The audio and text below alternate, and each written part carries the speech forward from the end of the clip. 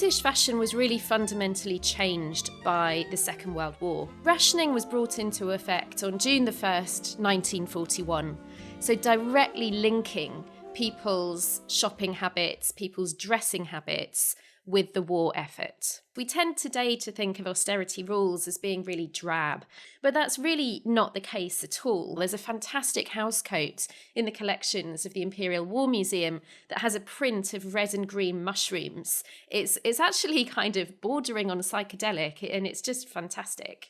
Lee is really doing everything for Vogue at this point, from studio fashion work to outside location work, portraits, styled portraits, still life. She's doing the lot, and she manages, I think, to make the most arresting pictures out of, rather featureless and functional items. I mean, Beaton was a very, very good photographer. There was no doubt about it. He was exceptionally good. But what Lee had, I'm clenching my fist here, she had that real gut, grim, absolutely rooted in your belly understanding of what she was witnessing. There are some interesting accounts of working in the Ilford and Kodak factories in Britain. The Kodak factory, for example, had an anti-aircraft battery on its roof, which shook the entire building whenever they opened fire. I think most photographers know that you have to work on several things at once, and shooting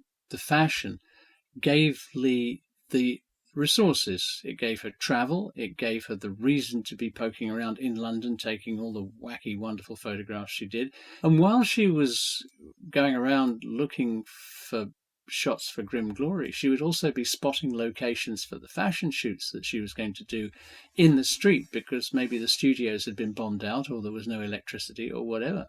At Ilford, the main water tanks supplying the industrial plant had refugee goldfish in it. A bombed-out member of staff had nowhere else to put the goldfish, and so decanted them into the water tanks at the Ilford family, where they lived and bred for the rest of the war, quite happily, apparently. I don't know. I just love the way she photographs women.